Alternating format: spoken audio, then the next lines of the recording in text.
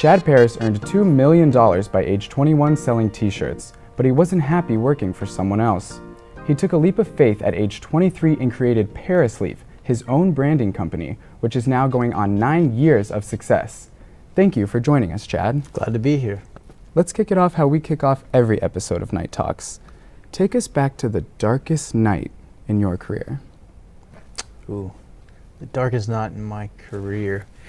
Yeah, I'd say the darkest night in my career was when I was working for the t-shirt company and coming home, just not able to think straight. I felt like I had this cloud over my head and couldn't put together a sentence. And I remember saying to my girlfriend at the time, who's now my wife, this just doesn't feel right. You know, I shouldn't be this sad coming home from work every single day.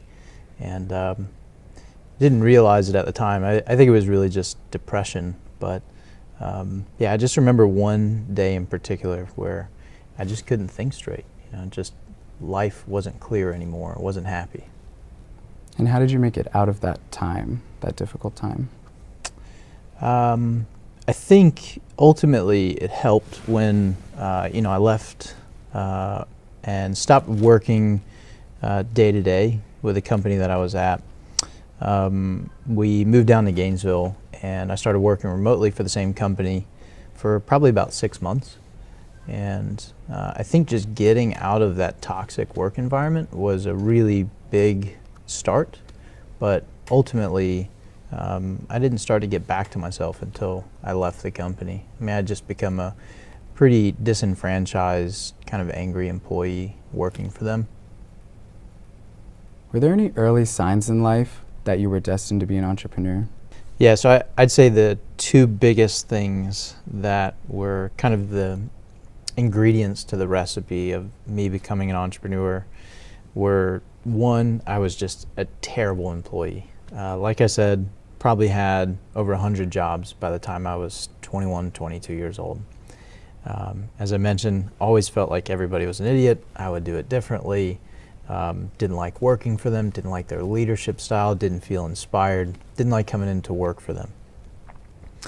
The other thing was, and I don't know exactly where this came from, but at a really young age, I always remember feeling this incredible pull in rebellion, this polar opposite to doing whatever anybody told me to do. And you learned what you didn't want to do through education, through sales. But when you take that jump to start your own company, why branding?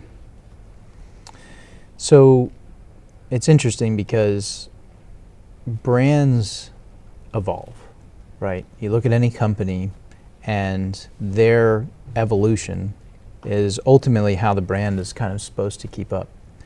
And as a company, we evolved from what we started, which was a paper printing company, into the branding agency that we are today.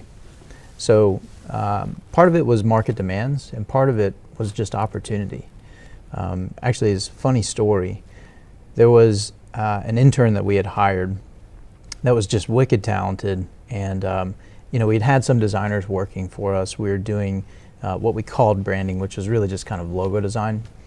And his first day, he started on the floor because we couldn't afford the chair to put him in. And about a year after that, we had been doing more and more branding work. And he said to us, why don't we just become a branding agency? And while that didn't like completely shift the model overnight, it really planted a seed. And over time, our brand really evolved into the branding agency that it is today.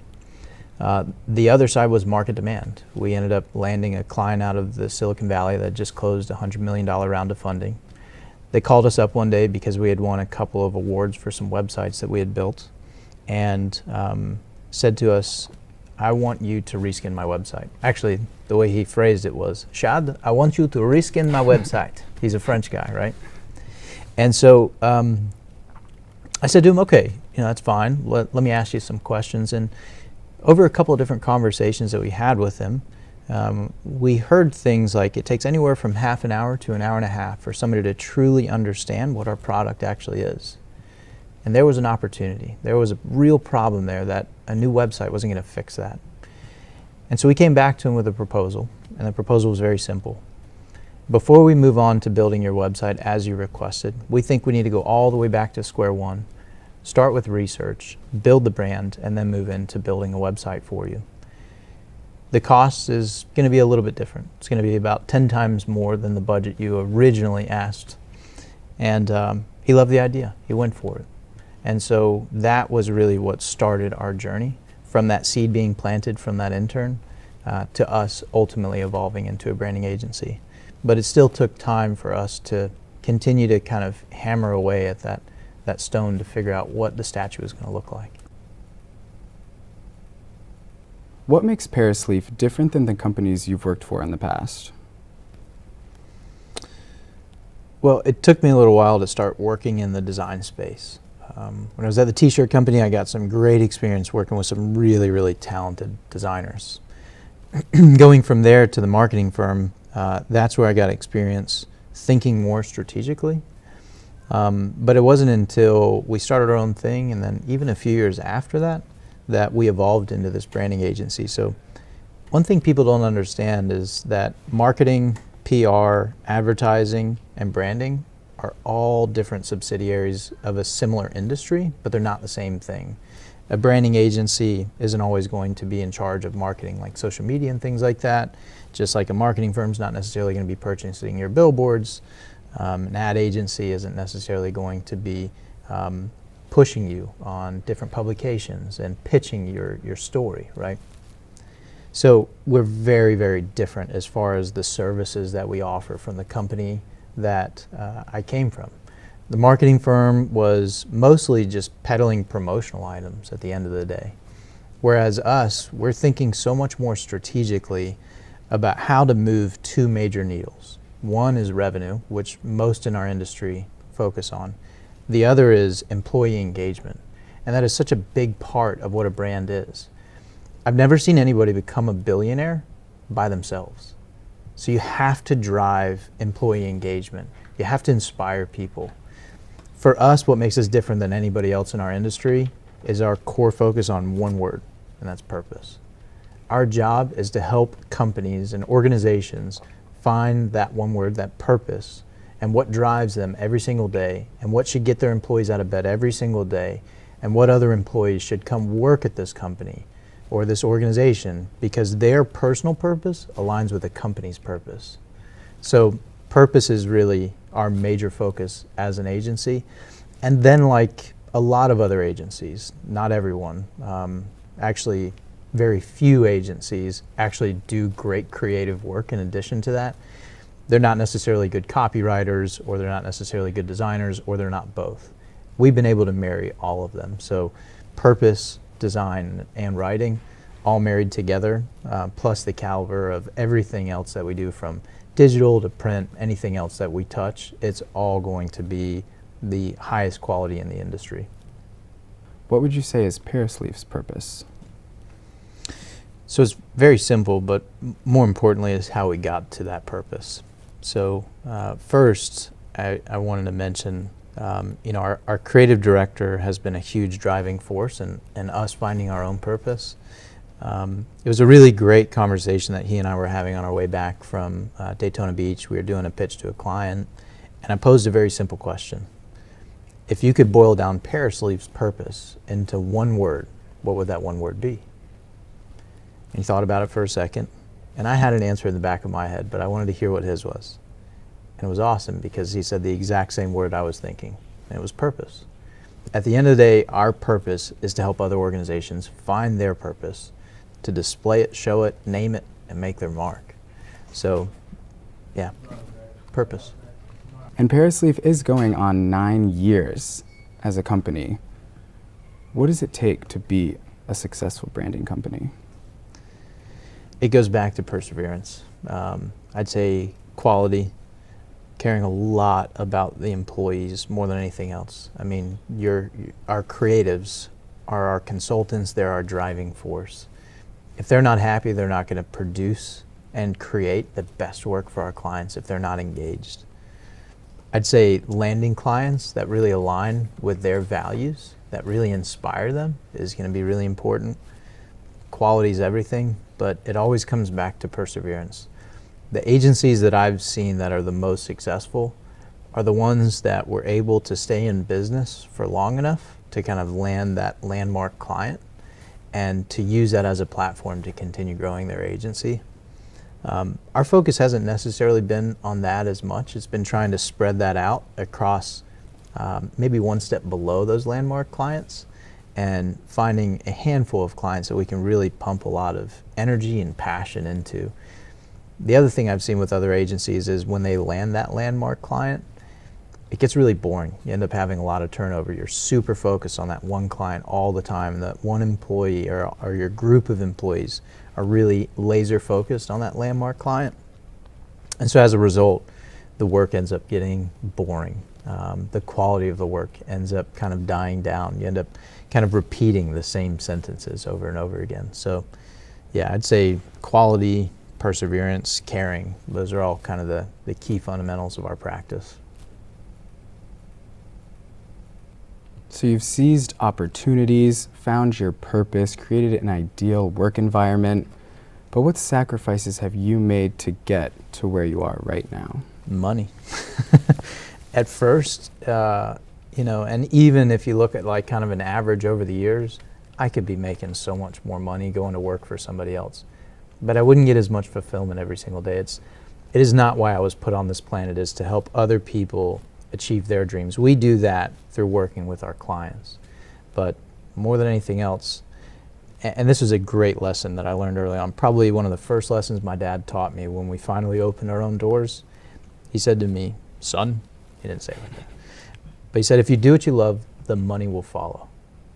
And so we just decided to focus on doing what we love. And it's funny, I love when people say, how did you create this thing that's been so successful for 9 years? It hasn't been successful for 9 years.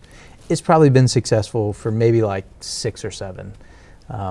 We have made some money along the way, but I'd say it hasn't become like really fully sustainable and like a solid, healthy business operation until maybe 2-3 years ago. So it took some time. The other thing that I've sacrificed at times is also my own happiness. At times there was what we called Parasleeve 1.0, 2.0, and 3.0. 1.0 was this amazing culture and a lot of people who had no idea what we were doing. 2.0, we realized, was in order to make this thing sustainable, we had to find really talented people. And we were hoping that they would also be really passionate and lovely about what they were doing, and they weren't. And 3.0, which is something we never thought we'd be able to get to, we thought it was going to take a room full of unicorns, and we've gotten there, is people who are super passionate and love what they're doing. So at times, particularly in 1.0, had to sacrifice money, and 2.0, sacrifice happiness. 3.0, I don't know if I'm sacrificing anything. I mean, I get to come to work every day and do what I love with people that I truly love, that I would run through walls for, and I've surrounded myself with people that I know they would run through walls for me too. Not because I pay them to, but because they really believe in me and they believe in what we're doing as a company. Exactly how much money did it take to start that business? So a pretty small amount of money, actually. It was enough to get a business license, and I think it was like 120 or 150 bucks. Fortunately, I had my sugar mama who was working at the university. She was a graduate assistant. She had a full ride for her graduate program. And so that really helped kind of pay our base bills. Used some student loans to help with kind of keeping us afloat for a while. And then got a loan from family, friends, and fools that probably added up to all of maybe 10 grand or something like that. So $10,000 is a lot of money, but in the grand scheme of things, when it comes to business, It's not a lot to get a business up and running. I mean, it's really next to nothing. But that didn't come until, way later on down the road when we had really exercised all of our options. You've taken out that loan, your then girlfriend, now wife, and you are in this together. But was there ever a time you wanted to quit? Absolutely. I mean, there have been many times over the years, less so more recently, that we've wanted to quit, obviously. But I'd say after doing this for maybe about a year and a half, we were ready to throw in the towel. We had really been grinding away and doing everything that we possibly could to make this a financially sustainable business, and it just wasn't going well. I remember we had just finished a drought that was probably, I don't know, maybe a month and a half, 2 months long, which at the time was forever. And I finished a day at work. Actually, I take it back. I didn't finish the day. It was about 4 o'clock, and which was really unusual to leave work at about 4 o'clock p.m., considering we used to work till midnight. But I felt like I had just had this shit kicked out of me, and I said to Allison, it's not coming together. I want to go home, And so we ended up going home and curled up in bed in fetal position, and really felt like I can't do this. I'm done. And I'm not going to be able to turn this thing into a sustainable business. And I think what hurt more than anything else wasn't the loan, because I knew that we would pay it back. It wasn't the even necessarily the employees, though. Actually, that was probably number two. But the first thing was that I had made a promise to my wife's dad that we were going to make this thing sustainable, and we couldn't. And I had so much shame thinking about calling him and telling him that we were going to have to close our doors. So we were on a walk one day, or that day, and talking about, basically who are we going to call first, and talking about the shame that we had around failing. And we're walking the dogs, and all of a sudden we come around this corner in Hale, and we run into this older couple, and our dogs kind of start jumping all over them. And my wife starts talking to this gentleman's wife, and the guy looks at me, and without skipping a beat, he says, "What do you do?" Didn't even ask for my name, just, "What do you do?" And I said, "Oh, well, I own a printing company, do a little bit of design, some web and things like that." And without skipping a beat again, he goes, "Good, don't quit." And here we are on this walk talking about how we're going to quit. And then he says to me, "And don't go into debt." And probably from start to finish, that conversation lasted maybe 30, 45 seconds, or at least what felt like 30, 45 seconds. And I felt like I just went into this time warp of life. It was like, here we were on this walk talking about how we were going to throw in the towel.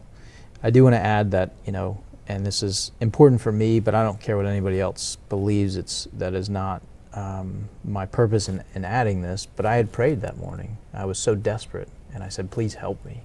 And what I meant was, give me money.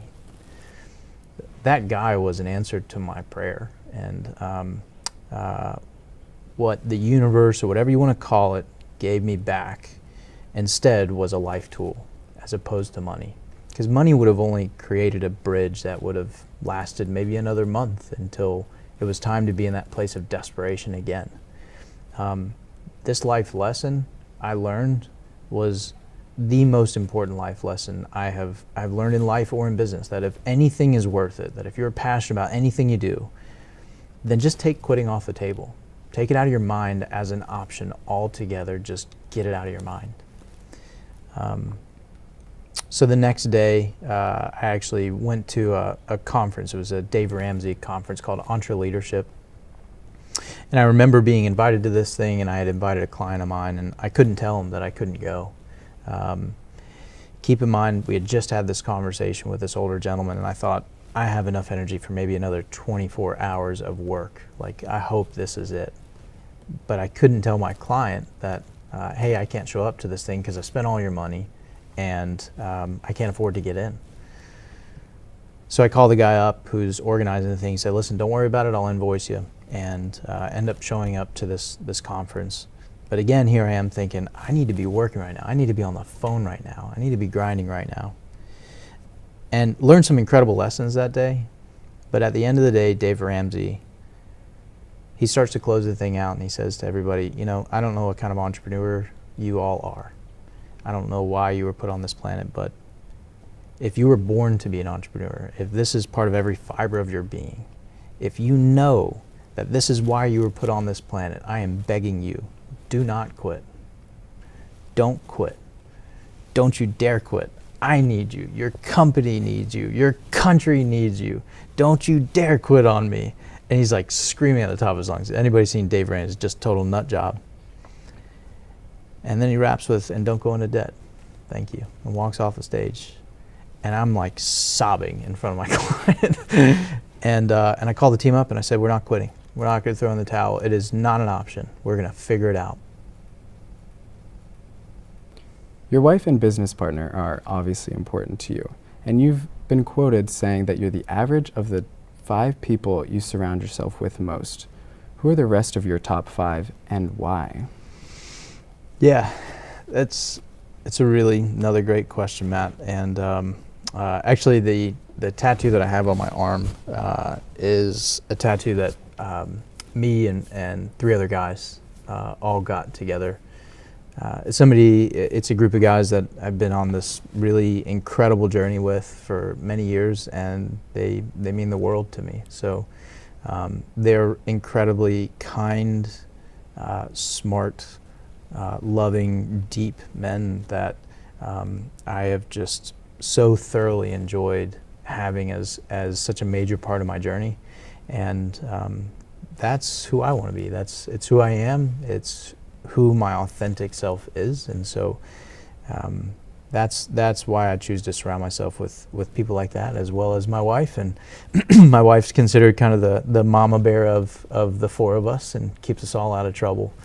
But yeah, I'd say those are the 5 people I surround myself with the most. A couple of them are entrepreneurs, but all of them across the board are, again, just really deep, loving, kind, wonderful men that I enjoy surrounding myself with. What's something that someone could do today, right now, that would immediately improve their life? Yeah, it's a great question, Matt. That's kind of the age-old question, Mm-hmm. right? I'm not really big on tips and tricks. I'm big on just kind of fundamental overhauls. I can tell you what I do, and I will tell you that every single morning I start my day with meditation. And it's not any particular form of meditation. I'm not really big on kind of subscribing to anybody else's beliefs, but meditation has been fundamental for me in really being the solution as to why I don't have to be medicated, because I'm typically somebody that's just bouncing off the walls, having a hard time putting a sentence together, and I'm still a lot of that. That is very much who I am. But at the same time, it's really been something that's kept me grounded. So I'd say if there were one thing that you could do to improve your life, it would have to be meditation. Chad, you've given us a lot of insightful information today. And of everything, I just want to go back to that first question we asked. And I want to know if you could go back to that darkest night in your career at that t-shirt company, what advice would you give yourself? I think just trusting yourself, For me, it was trusting that I was put on this planet to be a happy person. And I needed to put happiness above all else. And I think we all deserve that. So I would say to myself and to others, we were given intuition for a reason, and we need to trust our gut, because I really believe that is where a lot of sickness comes from in this world. I believe it's where a lot of disease comes from in this world, is that we don't trust ourselves enough. We don't trust our intuition and our gut enough. But that's ultimately what I had to do. And sometimes that was really difficult, because my gut is a knee-jerk reaction sometimes. It is very impulsive sometimes. And even at times like that, I have to trust my occasional impulsivity. I say occasional because now it's occasional. Once upon a time, it was every decision I made was impulsive. Nope, we're going to do this.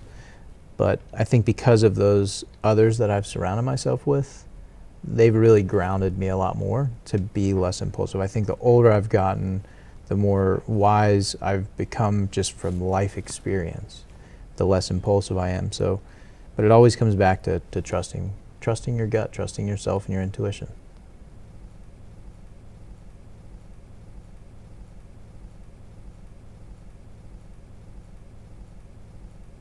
That's a hard question.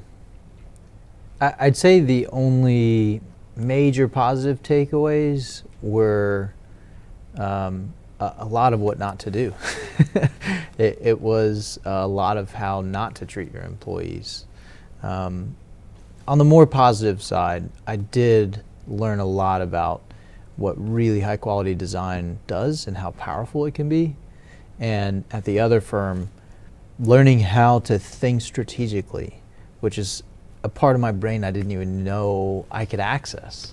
So I'd say those are probably the two most positive things that I took away from my previous working career.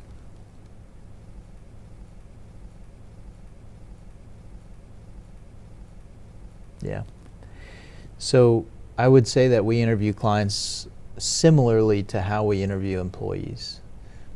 The reason we do that is because we have to know that clients are going to be completely bought in and trust us in our process. We have to interview them, because if we don't interview them, we let the wrong clients in the door. They're gonna be miserable. Our employees are going to be miserable, and we're not going to be able to do good work for them. So we had to be able to really dig deep and ask our clients the right question, or our prospective clients the right question. And by the end of that it's not even a sales process, more of an education process. It is very clear to both of us if we're a good fit for one another. So we very rarely have to go like, hey, listen, I don't think we're a good fit for you because you're a terrible human being. Like, it just doesn't happen, and there are very few terrible human beings on the planet anyways, I like to think. Well, that's all the time we have for tonight. Thank you, Chad. And thank you for joining us. Until next time, have a good night.